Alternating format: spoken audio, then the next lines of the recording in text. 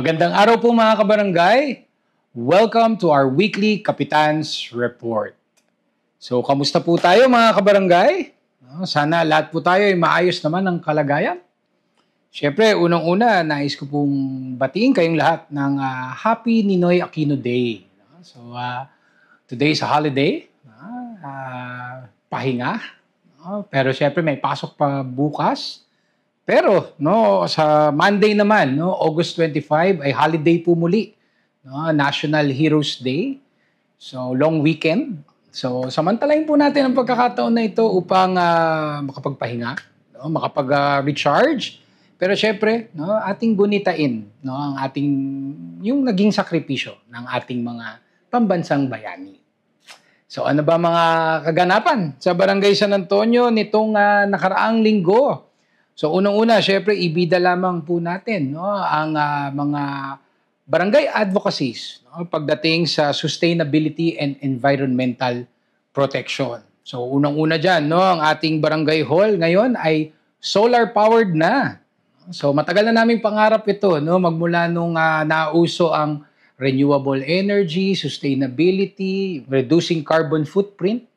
Pero ngayon, na isakatuparan na natin ang ating pangarap na magkaroon na ng solar panels ang ating barangay hall. So kamakailan ay nag-install tayo ng 13 solar panels sa barangay hall ng San Antonio.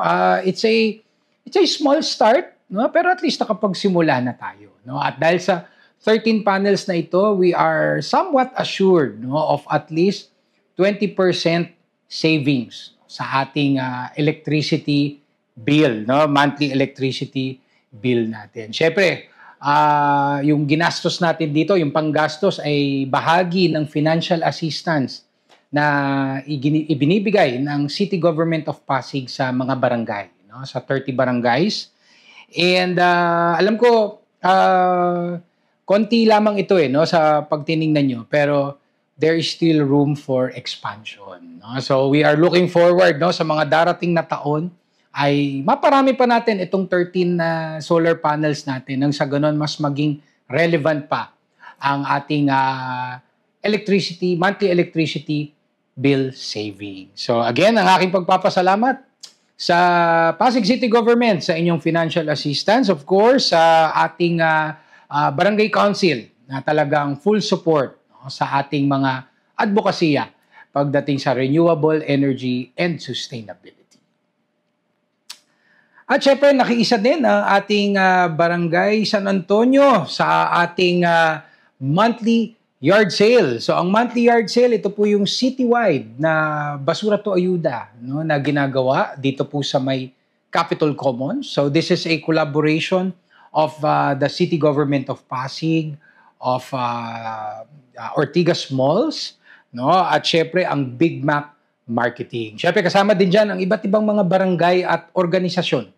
Mapapaaralan man yan, mga ibang private stakeholders, para maengganyo ang lahat at makiisa sa recycling, yung pag-iipon ng mga recyclable waste. So, siyempre, tayo sa Basura to Ayuda program natin na ginagawa natin buwan-buwan, ang ilan sa ating mga nakokolekta ay dinadivert po natin dito sa monthly yard sale. So, syempre, nais ko rin magpasalamat sa ating mga tumatangkilik ng ating B2A program, especially yung ating mga corporate stakeholders na unti-unti ngayon ay lumalabas na sila, nakikipag-ugnayan sa ating tanggapan dahil gusto nila maging bahagi ng ating Basura to Ayuda program. So, kamakailan ang Zachary Philippines Incorporated, na ang tanggapan nila ay matatagpuan dito sa Ortigas Center, malapit lamang dito sa Barangay Hall. Actually, kita ko yung building nila mula dito, kung saan sila umuupa.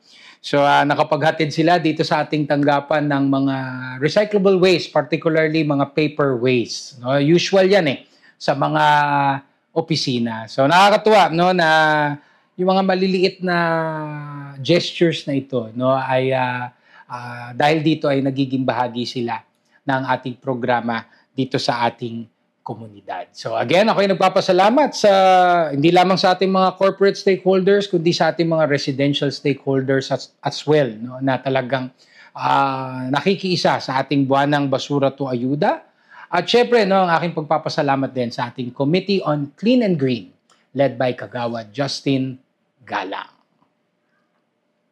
At syempre, sa Barangay San Antonio, walang patid rin po ang ating Alagang BSA. So tuloy-tuloy po ang ating mga social services, no? Lalong-lalo na ang mga unique na social services ng Barangay San Antonio. So unang-una diyan, no, ang ating BSA Senior Care Program na ginagawa natin every Tuesday from 8 a.m. to 9 a.m. no, para sa ating mga mahal na lolo at lola ng Barangay San Antonio, and libre po ito, no?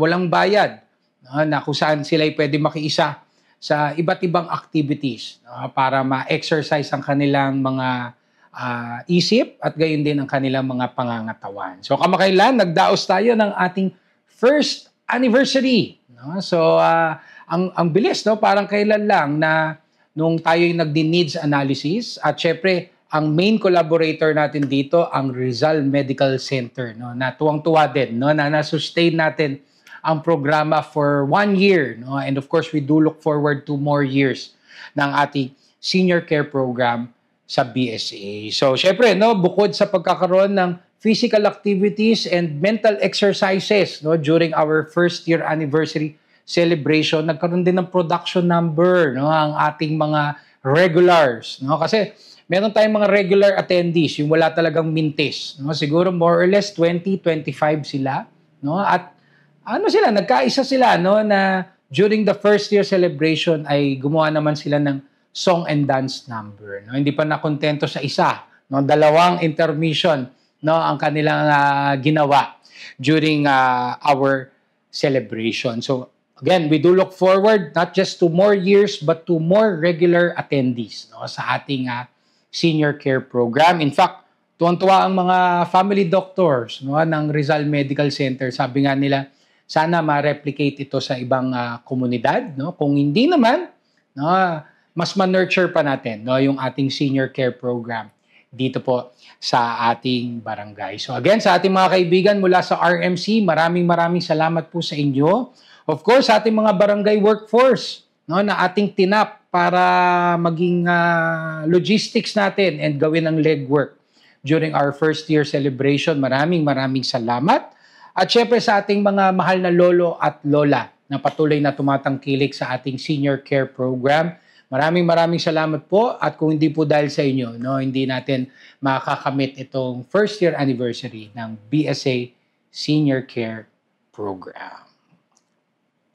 And nagbabalik din po ang ating Project Care para sa mga batang San Antonio, no? So ang Project Care ay yung programa nating Children's Access to Responsive Education, no? Na kung saan ay ang pangunahing objektibo ng Project Care ay mag-provide ng physical activities sa ating mga mag-aaral sa Child Development Center, and maging avenue po ito, no, para ma-detect at ma-assess ang mga batang merong developmental delays and may mga hidden disabilities. Siyempre, no, bahagi ng Project Care natin, no, ay ang pagkakaroon ng mga interactive sessions that are led by our coach, no, si Coach K, na isang SPED teacher din, no.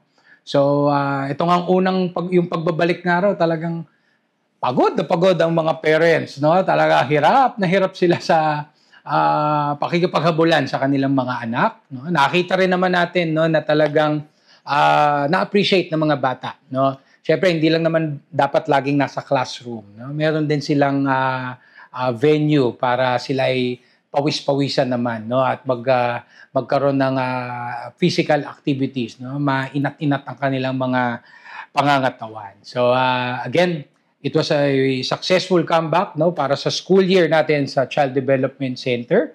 And asahan niyo po, no, patuloy nating gagawin ang programang ito para sa ating mga mahal na batang San Antonio. So again, ang aking pagpapasalamat sa ating mga facilitators, sa mga teachers and staff natin sa Child Development Center, at syempre sa bumubuo ng ating Committee on Education led by Kagawad Pauline Blando. At no, sa Barangay San Antonio, tuloy-tuloy din ang ating mga disaster preparedness activities. Talagang wala ring tigil ang ating mga fire and evacuation drills na isinasagawa dito po sa ating komunidad. So, ilan sa mga naganap na mga fire drills, no? Hindi lamang sa Ortigas Center, kundi dito rin sa ating Antonio Village, no? Ay sa Pearl Place. Nagkaroon din tayo ng drill sa Hanston Square, sa Link Center, at gayon din sa Residences 1 and 2. So, naging very successful ang ating mga drills. At syempre, nagsagawa rin tayo ng DRRM seminar, no? Particular sa corporate office ng Sea Oil na matatagpuan din dito sa Barangay San Antonio. Syempre, tuloy-tuloy din ang ating mitigation efforts, no? Yung ating trimming of trees, no? At gayon din ang mga hauling activities natin, ang mga debris, at gayon din yung mga pinagtabasan, no? Ng mga sanga ng mga puno. So, again, ang aking pagpapasalamat sa ating mga constituents, mga stakeholders natin sa inyong patuloy na pakikipag-ugnayan at pakikiisa sa ating mga DRRM activities dito sa Barangay San Antonio. At syempre, no, most importantly, ang aking pagpapasalamat sa ating BDRRM team led by Kagawad Cynthia Milo. At syempre, ang Barangay San Antonio ay patuloy pa rin, no, sa ating pagpapalakas ng ating community relations. Alam nyo, ang community relations para sa amin talagang mahalaga ito eh, no? Ano ba? No man is an island eh, kung sabihin nga nila, no? So, parang sa amin, no, pag meron tayong mga engagements, interactions with our stakeholders, no, mga miyembro ng ating komunidad, no, mas nararamdaman, no, ang sense of community, no, dito sa Barangay San Antonio. So, unang-una dyan, syempre, ang aking pagpapasalamat sa Energy Regulatory Commission na muling naimbitahan ng inyong lingkod upang maging bahagi ng blessing ng kanilang isa sa kanilang tanggapan, no? Particular ang tanggapan ni Commissioner Paris Real. So during the blessing ceremony ay nagkaroon din muna ng pagdaraos ng banal na misa. Siyempre nagkaroon ng simple blessing and nagkaroon ng fellowship after, no? So nagkaroon din tayo ng pagkakataon, no, para makilala ang pinakabagong ERC chairman na si Attorney Francis Saturnino Juan, no? So syempre nagpakilala rin tayo, no, sabi nga natin, no, na since sila ay officially ay stakeholder natin, no, handa ang Barangay San Antonio na tumulong sa iba't ibang mga endeavors ng Energy Regulatory Commission. So again, maraming salamat sa ERC, no, sa inyong mainit na pagtanggap sa Barangay San Antonio, and Godspeed sa inyo pong paglilingkod sa ating bayan. And naimbitahan din po ang inyong lingkod, no, to represent Barangay San Antonio sa installation ceremony ng pinakabagong University President ng University of Asia and the Pacific. So congratulations kay Attorney Philip Yung, no, na siyang 5th University President, no, ng UANP. Siyempre si Attorney Yung is a fellow alumnus of UANP, no, isang dragon din tulad ng inyong lingkod. At siya rin ay businessman and a public servant. So again, all the best, no, sa inyong panibagong tungkulin bilang university president. And just like the past presidents, no, of University of Asia and the Pacific na ating nakatrabaho din, no, makakaasa po kayo sa buong suporta, no, ng Barangay San Antonio sa inyong mga initiatives, mga endeavors, and mga activities. So once again, Attorney Philip Yung, congratulations po sa inyo.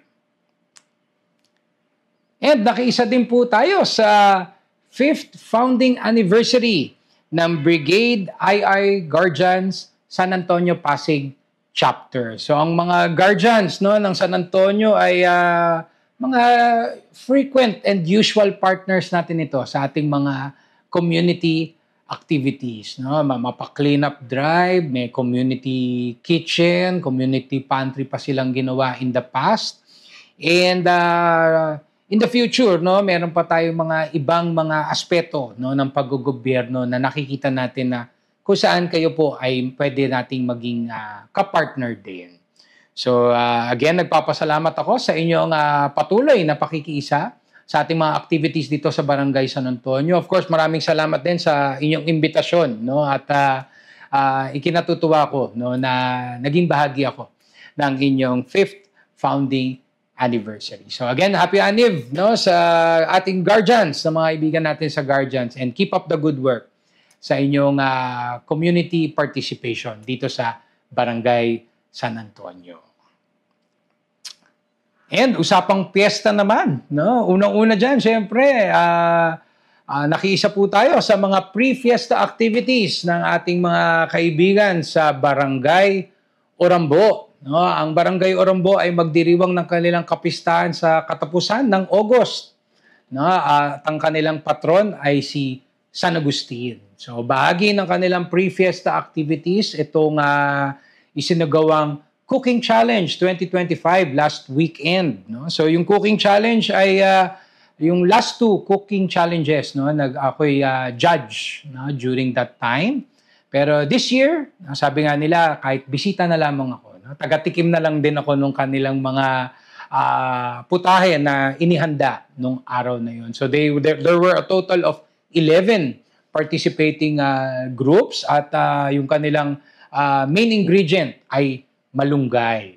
So at least medyo healthy. Tuwang-tuwa ako dahil wala masyadong karne doon sa mga pinatikim sa atin. At again, congratulations din, no, sa efforts ng ating mga kaibigan mula sa Barangay Orambo. Siyempre, naging isa sa mga judges din ng ating Committee on Livelihood Kagawad na si Kagawad Ping Aguilar. So again, maraming salamat sa Barangay Orambo Council, of course led by Kapitan Richie Guwa. No? Maraming salamat, Kap Richie, sa inyong imbitasyon at sa mainit na pagtanggap sa Barangay San Antonio. And of course from BSA, no, from your BSA family, advance happy fiesta po, Barangay Orambo. And last but not the least, no, syempre nakipiesta din tayo sa 49th founding anniversary ng Holy Family Parish Church. So, ang inyong lingkod ay nakiisa at dumalo sa Feast Day Mass, no, na ginanap last Sunday. No? At ang ating Feast Day Mass was presided by no other than our bishop na si Bishop Milo Vergara and concelebrated by several priests. No, ang daming pare na naimbitahan, no, para magkaroon ng isang magandang concelebrated mass. Siyempre nakasama natin sa Feast Day Mass, no, ang ating mahal na Vice Mayor Dodot Jaworski, si Konsehal Simon Tantoco, si Cap Frankie De Leon ng Barangay Pineda ay nakasama din po natin na dumalo sa kanilang Feast Day Mass. So again, ang aking pagpapasalamat and pagbati ng congratulations sa ating mga kaibigan sa Holy Family Parish Church. Of course, happy feast day, happy 49th founding anniversary. Actually, pinaghahandaan na yung next year. No? Big deal yung next year dahil golden, no? Golden anniversary ng Holy Family Parish. At syempre, ang aking pagbati rin ng congratulations sa ating masipag and energetic na parish priest na si Father Joseph Santos. And of course, mga kabarangay, ang aking patuloy na paanyaya po sa inyong lahat to please like and follow our official Facebook pages. Please subscribe to our YouTube channel. Please join our Viber community group.